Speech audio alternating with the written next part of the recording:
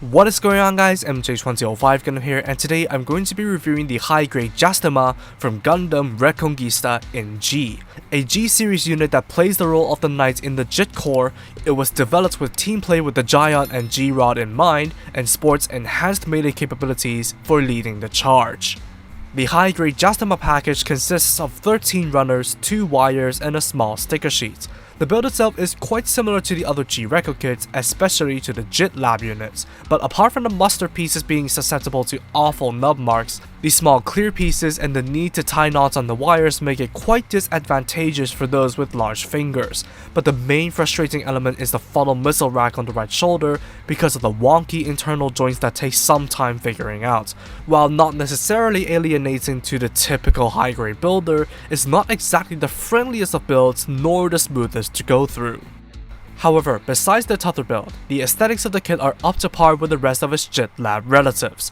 The uncanny looks and asymmetry are all here, and the color choices match up with the anime line art, with the clear pink pieces scattered sparsely throughout the body adding some accents to the overall color scheme, as well as some UV reactivity, so that's rather neat, I guess.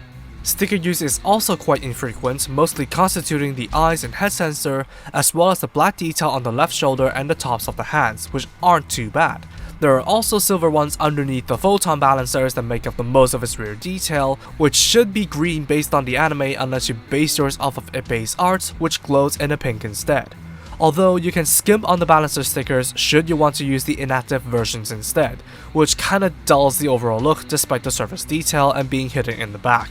But the one solid demerit of the kit is the awful seam lines on the arms and shoulders, so I would highly recommend cleaning those up, apart from panel lining the kits to spruce it up, especially the recessed details, and perhaps painting the finger armor on the manipulators if you want to aim for 100% accuracy. Apart from those nitpicks, the Gastima looks solid out of the box. For articulation, the head is on a double ball joint with a below average rolling range. The shoulders can swivel forward, as well as roll and rotate all the way. However, despite the different shoulder armor, neither of the arms can raise up much. There's a bicep swivel, double jointed elbows hindered by the shoulders, and ball jointed wrists. Decent ab crunches are achievable, while the waist can rotate all the way until caught by the wires. Front and side screws can move, only front kicks allowed, and full side splits are possible.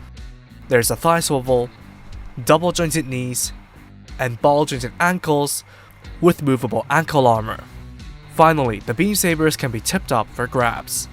Altogether, the Gastima has some good articulation in some parts, but restricted in parts like the arm raise and ankles. It's a generally solid structure that ends up being a very mixed bag, but the torso and ab joints are a little bit loose.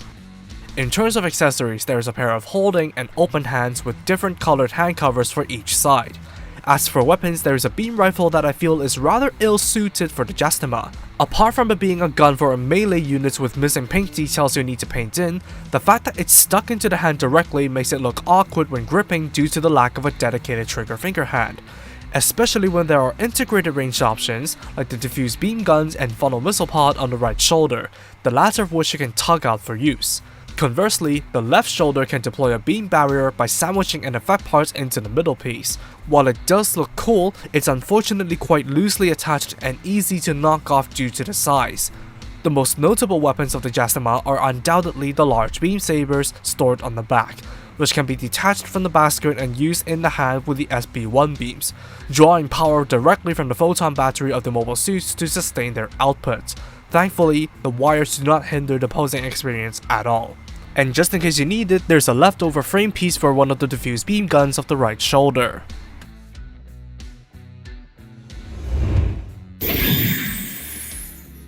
The JIT lab units have ranged from average to great despite the stigma surrounding the G-Reco kits, which the high-grade Gastima doesn't stray far from.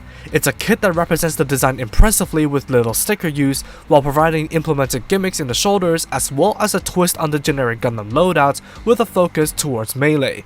Moreover, it's one of the few JIT core units that lasted until the end, so that might have helped its character as well. However, the wonky build, the somewhat restricted articulation in some parts, and the loose beam barrier do put a damper on the overall experience, which is enough to think twice about a purchase.